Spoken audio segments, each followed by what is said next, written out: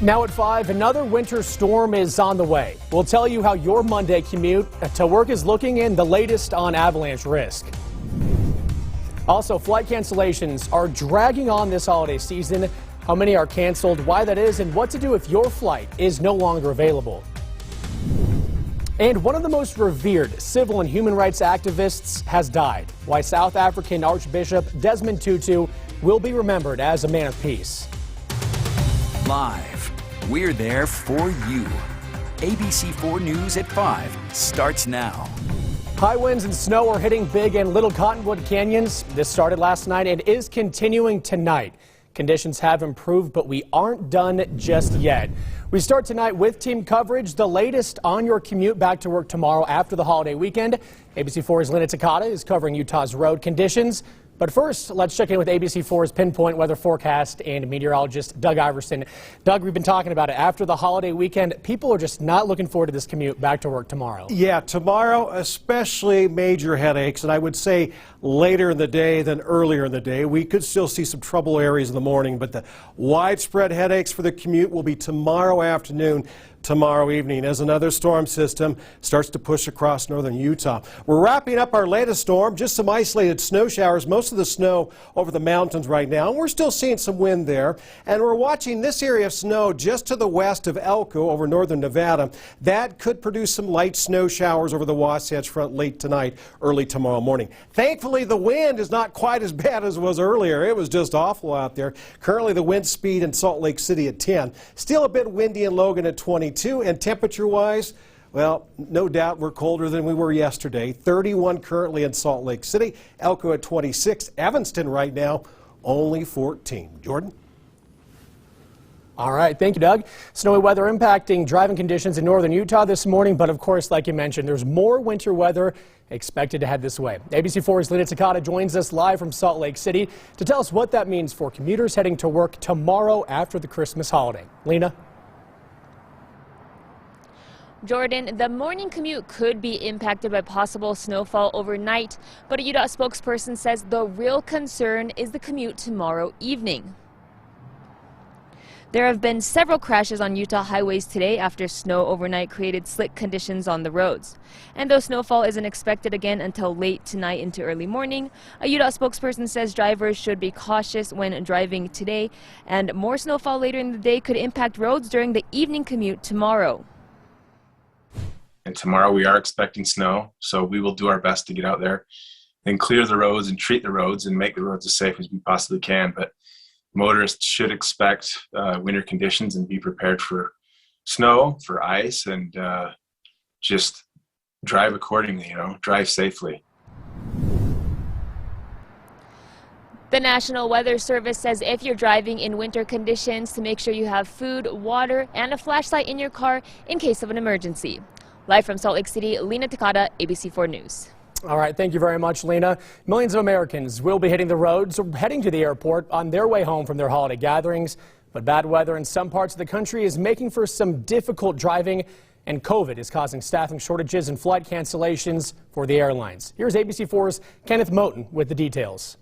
The holiday weekend has not been merry for thousands of airline passengers as they travel home from their holiday destinations. According to flight tracking website FlightAware, more than 1,000 flights entering, leaving, or within the U.S. were canceled on Sunday. More than 3,000 were delayed. Cancellations and delays expected Monday. Where are you guys heading? Michigan. And was your flight canceled? It was. Yes. So what now? So we rebooked. Yeah, we scrambled.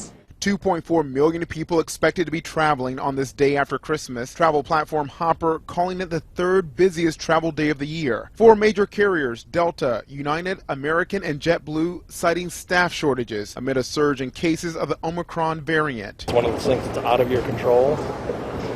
So you just take a deep breath and try to find the best alternative. Delta and JetBlue are calling on the CDC to shorten the quarantine period for vaccinated workers to 5 days to ease crew shortages. Millions also expected to hit the roads as they return home. Winter weather in parts of the country complicating travel. Parts of Interstate 80 from Colfax, California to the Nevada state line completely closed, with no estimate on when it will reopen. In western Minnesota, snowy conditions led to this crash. Dozens of vehicles involved, but only minor injuries reported. Kenneth Moten, ABC News, Washington.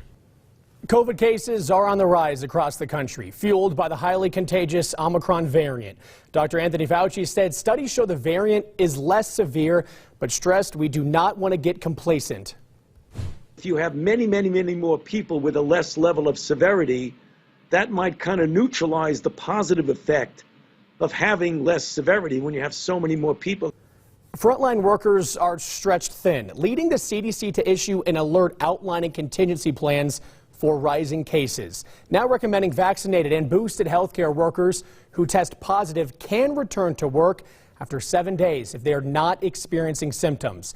If staffing shortages or hospitalizations reach crisis levels, the CDC recommends those same workers should return to work after 5 days. But the general public is still advised to isolate for 10 days after a COVID diagnosis. The Carnival of Freedom is back in Miami after a group of passengers tested positive for the coronavirus. This prompted changes to the voyage's schedule. The cruise ship departed Miami on December 18th after delays during their other stops, which ended up being canceled. Carnival and many other cruise lines require passengers to be fully vaccinated against COVID-19, with some exceptions for children. Greece is dealing with the aftermath of 2 earthquakes this evening. 2 tremors with a magnitude of 5.2 and 5.4 respectively have hit Greece's southern islands. However, no damage or casualties have been reported so far. The earthquakes were roughly 3 hours apart. The first hit the east island of Crete. The second was about 15 miles northeast of the first. Officials say Greece sees frequent earthquakes since it lies close to a meeting point between the African and Eurasian tectonic plates. Holiday sales are expected to rise this year compared to last year. And when there's more gifts, there's more returns. ABC4's Morgan Norwood tells us what you should know about returning gifts this year.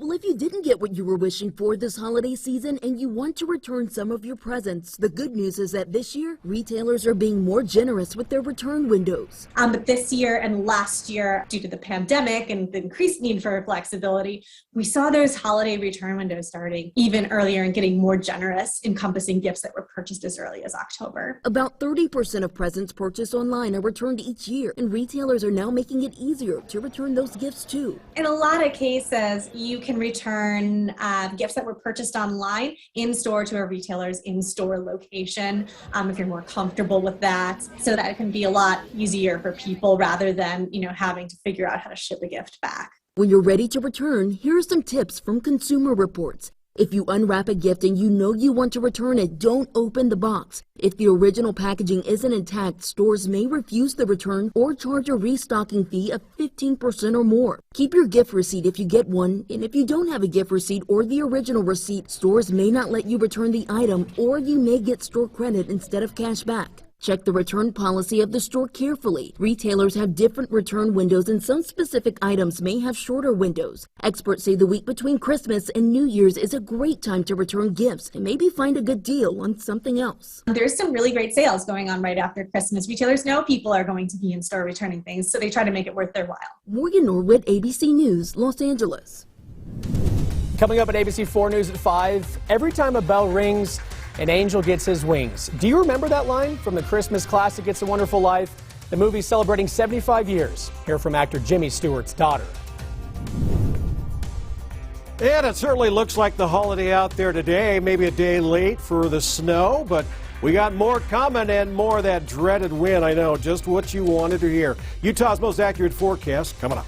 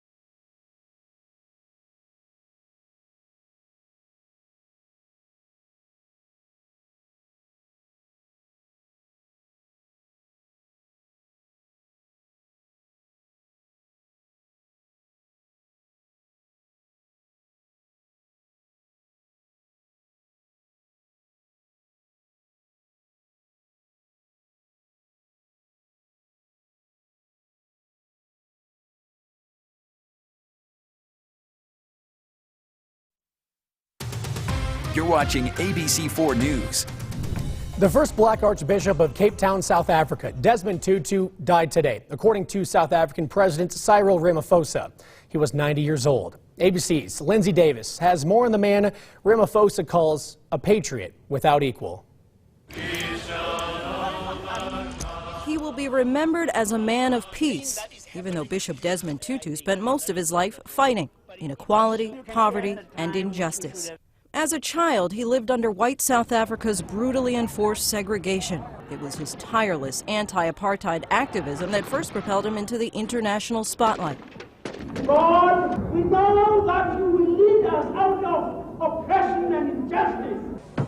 As an Anglican bishop, he appealed to the world's conscience from a global pulpit, calling for an end to the violent apartheid regime. This march is going to be peaceful, isn't it? His protests were both hard-hitting and non-violent. He was the first to campaign for economic sanctions. Tutu encouraged disinvestment. In 1985, when the U.S. and U.K. stopped all investments in South Africa, it crippled the South African economy, forcing the government's hand to reform. When the international community awarded him the Nobel Peace Prize in 1984, he accepted on behalf of a movement. On behalf of those committed to the cause of justice, of peace and reconciliation everywhere. That signaled the beginning of the end for apartheid. Free elections were held in 1994, and at 63 years old, Tutu cast his first vote. He then set the bar even higher and served as the chairman of the Truth and Reconciliation Commission, a group created to probe human rights violations during apartheid. In 2009, we saw Tutu's signature smile as he received the Presidential Medal of Freedom. Desmond Tutu possesses that sense of generosity, that spirit of unity, that essence of humanity that South Africans know simply as Ubuntu. The world came to know him as a voice for the oppressed. That voice will live on. Lindsay Davis, ABC News. The beloved Christmas movie, It's a Wonderful Life, is celebrating its 75th anniversary. Becca Habegger sits down with It's a Wonderful Life legacy Jimmy Stewart's daughter, Stuart Harcourt, as she recounts his success 75 years later. You want the moon?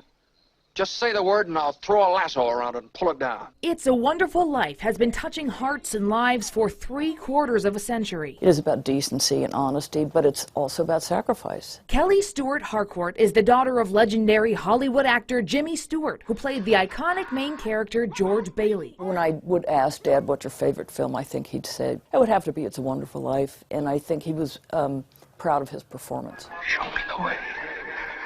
I'm at the end of my rope. It's a Wonderful Life was Stewart's return to acting after serving in the military during World War II. Dad's military service and his time in the military is the thing he's most proud of in his life. But it was hard. They didn't call it PTSD then, but, you know, he would sometimes have nightmares in the middle of the night where he'd wake up and, you know, there were bombers coming at him, Mom said. I think when he came back from the war, first of all, he didn't know if he could pick up his career again. Capra came to him with this film, and it was the vehicle for him to get back into filmmaking.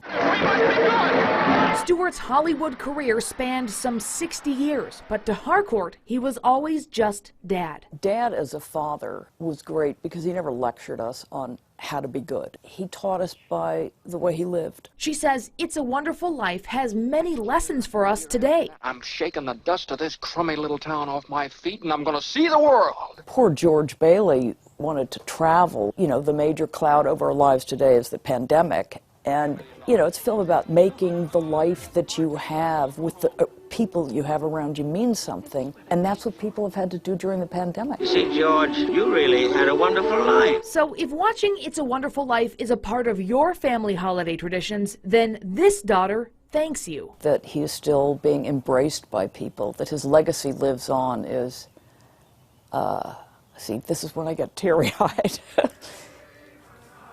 The gift to a family.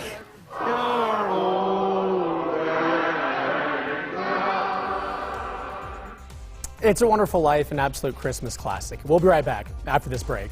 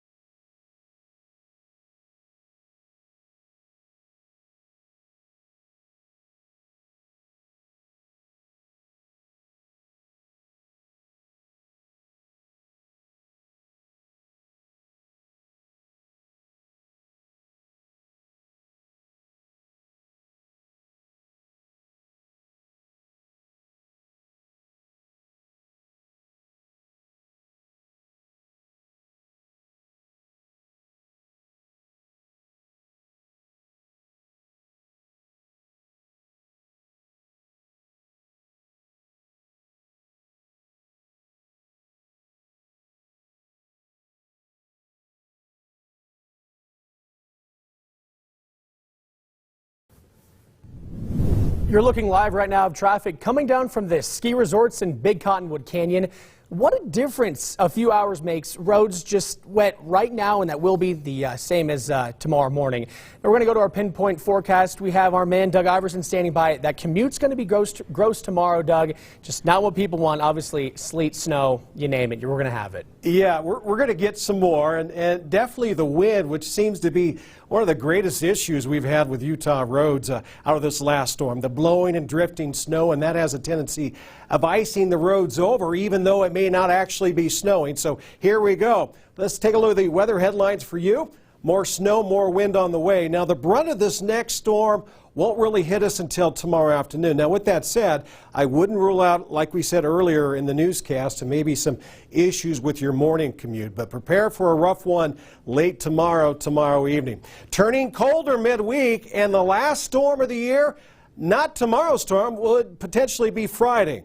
We could see some storminess right before we go into the new year, and it looks like we're in for a cold start. Next Saturday and Sunday, even colder than what we've had out there today for the last weekend of the year. Avalanche warnings remain for the mountains of northern Utah, the backcountry. Now, with this incoming storm, I wouldn't be surprised if this avalanche warning gets reissued. Where's our latest storm? Moving over northern California right now, so it's going to take some time to get here. Now, what we're watching is an area of instability over northern Nevada. That's what could set off those snow showers on the Wasatch Front late tonight, tomorrow morning. That could cause you issues in the morning, but this definitely cause some trouble later in the day. So if you're traveling, maybe you're going to stay an extra day for the holiday. I would just say wait until Tuesday or leave tomorrow morning. That will be the better part of the day than I think will be in the evening. Winter alerts, winter weather advisories out for a good portion of Utah. Potential snowfall, the higher you go, the more you'll get, 2 to 16 inches, and gusts up to 40 miles per hour. That will be tomorrow into early Tuesday. So take a look at that forecast. Logan tonight, 20. We'll see a high just above freezing. We'll actually warm up a little bit tomorrow before that storm really kicks in with a high of 39 in Salt Lake City. St. George will be in the mid-40s. Park City at 28. 31 in Heber, and pretty much snow on the way. It may take it a while to get to your house, but I think by tomorrow evening it will be widespread. Regional forecast for other parts of Utah: Vernal, northeastern corner, 25 tonight, 28. Not much of a spread, some extra cloud cover around to keep a little bit of that warmth, if you will, into tonight. East Carbon, 19 with a high of 30. And then elsewhere, looks like we're at Torrey, we're at 34, so we'll get above freezing there. A little bit warmer over in Hanksville, as you would expect, 43. And it looks like Milford down to 22. Enterprise at 32 degrees. And your 7-day forecast, we'll start off with the next 4 for St. George. Oh, you may get some snow out of this one as well. A chance of rain and snow tomorrow, a chance of more rain and snow on Tuesday. And then as we go into the first weekend, we could see our last storm for you on Friday with a chance of rain and snow as well. A bit colder, though, next weekend. Wasatch Front. Snow likely tomorrow and extra windy, just what we've been used to. And then we start to dry out, and look how cold it gets. A couple of days only in the mid-20s. We'll finally get above freezing, I think, a couple more times before the end of the year. And a chance of snow Friday. That could be our potential last storm, and that could take us into Saturday as we start off 2022. Jordan? All right, thank you. Winter weather in full effect. And we know yesterday, sports-wise, Jazz got themselves a dub, but it's not all good news. Yes, Wes Love standing by with the latest. I cut you off, Wes. Sorry, man. You got the good news for us. No worries. The Jazz won their 3rd straight game last night, but it may have been a costly victory. And Zach Wilson had his best play in the NFL so far today. We'll show it to you when we come back with sports.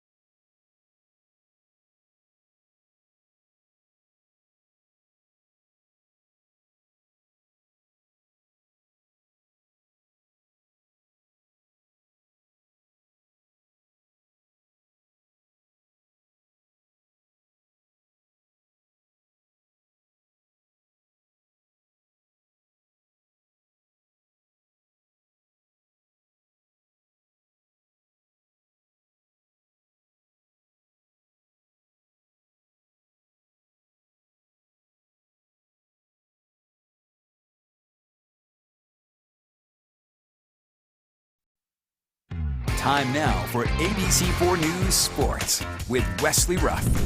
Good news, bad news for the Utah Jazz. The good news, they rallied from a 16-point deficit to beat the Mavericks last night, their 11th win in the last 13 games. The bad news, they're going to be without Donovan Mitchell for the next 2 games. Mitchell suffered a lower back strain last night, so he'll stay in Salt Lake City to get treatment while the team travels to San Antonio and Portland. Mitchell scored 33 points last night as the Jazz beat a depleted Mavericks team 120-116, and he said at the time his back was fine.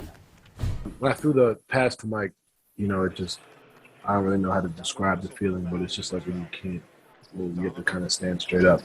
But I got worked on and, I dunked right after that, so I was all right. It's a good win, obviously, but it should, we shouldn't get used to that. We don't want to get used to giving up 116 points. And it's not always going to be pretty, man. It's not going to be, sunshines and rainbows. You would think, with guys out, typically everybody's like, oh, they're going to come out and we're going to come out and do what we do. But at the end of the day, those sometimes are the tougher games. We weren't as sharp mentally. There was a couple transition defense situations where we got caught backpedaling. So a lot of little things like that really add up. For us to pull out a win, last year, I don't know if we, pull this one out, the way we did. That's the sign of growth and continuing to grow as a team. Well, Rose Bowl week is upon us, but it starts on a somber note. It was 1 year ago that Utah lost running back Ty Jordan in an accidental gunshot. Jordan had established himself as the running back of the future for the Utes, and his sudden and unexpected death took the Utah football program, shook them to the core. But they regrouped, only to suffer another tragedy this year with the death of Aaron Lowe. But all that would help mold this team to get where it is today. The amount of adversity we have faced, and I feel like it's brought us closer as brothers on the team. And I know I've been through a lot of hardship, and I know how it's changed me. And now a lot of this team has experienced their first hardship and a couple hardships, and a lot of triumphs too. So we've been in the highest of highs and the lowest of lows, and we all kind of been even keeled between there, and learned a lot this year as men off the field, and grew a lot closer together. And now they head to the Rose Bowl, and a week full of pregame activities, including an eating contest that Ford says, unfortunately, he won't be participating in. No, I could eat, but I got a game to play. You feel me? So I would crush it, but yeah, no, I gotta be quick. I can't add 10 pounds of steak to me. I can't do that. No. Hey, Zach Wilson's first year in the NFL has not gone as well as he would have liked. The former BYU quarterback has struggled at times with the New York Jets. But today, playing against Trevor Lawrence, the #1 pick in the draft, he gave fans a glimpse of what they can expect as he continues to get better. First quarter, Wilson back to packs, under pressure from the Jags. He escapes, gets to his right, heads to the sideline, does a little stutter step, keeps his balance, and ends up with a 52-yard touchdown run, the longest touchdown run for a quarterback in New York Jet history. New York with the lead late in this game when Trevor Lawrence breaks off a nice run himself for the Jags. But he couldn't get to the end zone, and the Jags failed to score, and the Jets escaped with the 26-21 victory. So congratulations to Zach Wilson on that 52-yard run, which is pretty impressive. Wow. Yeah, I can't run 52 yards, let alone in a football game. But good news for the Jets. Bad news for commuters, especially into tomorrow, Doug. Yeah, as the day wears on, I think it's just going to get worse. Tomorrow night, that seems to be the worst commute. With that said, though, this storm could linger into early Tuesday, and if you get up early enough for work, you may get the back edge of it. So turning very windy tomorrow. We will bump up temperature-wise, and I wouldn't rule out a couple of raindrops to start with that snow, and then it turns to all snow. St. George, not only a chance of some rain, but, ooh, snow. Wouldn't that be something? Breezy out there with a high of 44. The winds will be certainly stronger for the Wasatch Front. We could see gusts as high as 35 to 40 miles per hour. And here we go again. Yeah, St. George residents, do you think they want that snow? I think some of them like it, for like an hour or two, and then they're like, okay, we're done. That's all for us. We'll see you tonight at 10. Bros on ABC4.com.